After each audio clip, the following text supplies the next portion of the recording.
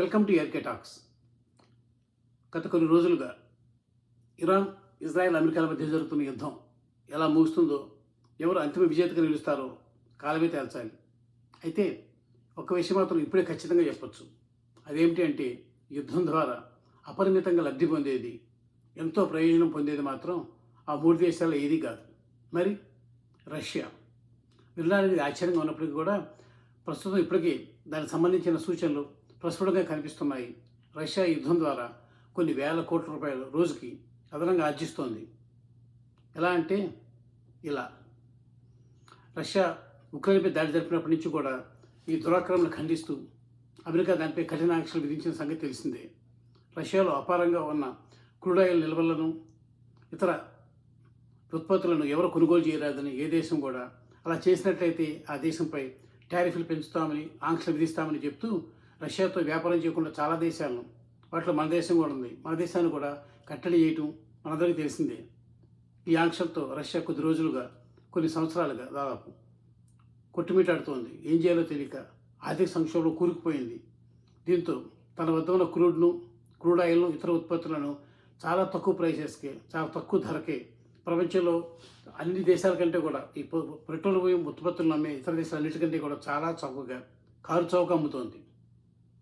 అలాంటి రష్యా ఇప్పుడు ఈ యుద్ధం ఆసరాగా తన చెప్పిన రేటుకు, తాను అడిగిన ధరలను ఇతర దేశాలన్నీ కూడా ఇచ్చి బతుకు జీవుడా అంటూ తన దగ్గర నుంచి క్రూడ్ ఆయిల్ కొనుక్కునే పరిస్థితిని ఈ యుద్ధం తీసుకువచ్చింది.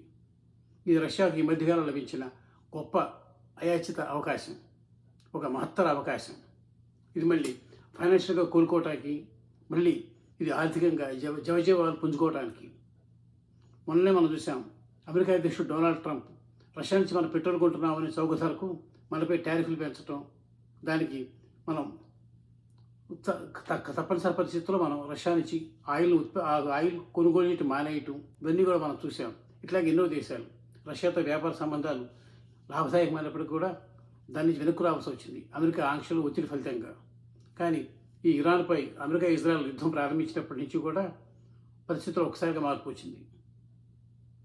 రష్యా ఈ పరిస్థితులను నిశ్చితంగా గమనిస్తున్న రష్యా ఎప్పటికప్పుడు పరిస్థితులకు అనుగుణంగా తన వ్యూహాన్ని, వ్యాపార ఎత్తుగడలు మార్చుకుంటూ దీని నుంచి ఎంత లాభం పిండుకోవాలో అంతా పిండుకుంటోంది.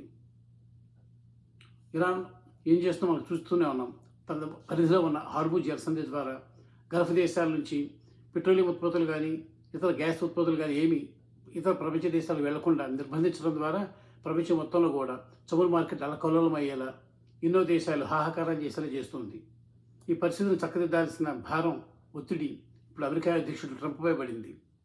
దీంతో స్వదేశంలోనూ ఇతర దేశాల నుంచి కూడా పెరుగుతున్న ఒత్తిడిని తట్టుకోలేక ట్రంప్ ఏం చేశారు, ఆఖరికి ఆయన్నే ఎప్పుడైనా గతంలో రష్యాతో వ్యాపారం చేస్తేనే ఆ దేశాలపై ఆంక్షలు తీసుకుంటామని బెదిరించిన ట్రంపే స్వయంగా ఇప్పుడు రష్యా ఆయిల్ ఎవరైనా కొనవచ్చు అంటూ 30 రోజుల పాటు అవకాశం ఇచ్చారు.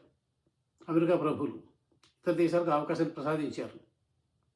ఇది రష్యాకు సాధించిన గొప్ప విజయం, తన ప్రమేయం లేకుండానే. ఎందుకంటే ఇప్పుడు ఆయిల్ ప్రొడ్యూస్ చేసే దేశాల్లో రష్యా ఒక్కటే మాత్రమే చాలా సమృద్ధిగా ప్రపంచ దేశాల అవసరాలు ఎంతో కొంత తీర్చగలిగిన పరిస్థితిలో ఉంది. అందువల్ల అమెరికా ఈ అవకాశాన్ని, రష్యా నుంచి పెట్రోల్ కొనుక్కునే అవకాశాన్ని ఇతర దేశాలకు, ప్రపంచ దేశాలన్నిటికీ కల్పించింది. చెప్పేదేమన్నా, ఇంకా రష్యా ఈ అవకాశాన్ని పూర్తిగా వినియోగించుకుని ఇప్పటి వరకు తను ఎంతో తక్కువ ధరకు అమ్ముతూ వచ్చిన క్రూడ్ ఆయిల్ను ఒక్కసారిగా 1-2 రెట్లు పెంచేసింది. తద్వారా ఇప్పటికీ రష్యా ఈ పెట్రోల్ అమ్మకాల ద్వారా, క్రూడ్ ఆయిల్ అమ్మకాల ద్వారా దాదాపు 40-50 వేల కోట్లు సంపాదిస్తుందని యుద్ధం ఇప్పటివరకు అంచనా. యుద్ధం కొనసాగే కొద్దీ, హార్ముజ్ జలసంధిని ఈ ఇరాన్ దిగ్బంధించే కొద్దీ ఈ వ్యాపార పరిమాణం ఎంతో రష్యాకు ఇప్పటి ముప్పుడుగా లాభాల పంట పండించవచ్చు.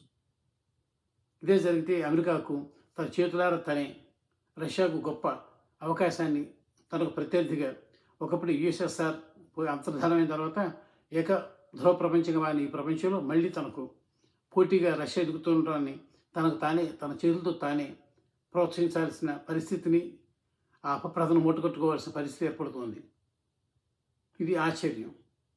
అందుకని అంటారు, ముందు ఏదో అనుకుంటే ఏదో జరిగింది అయిందని.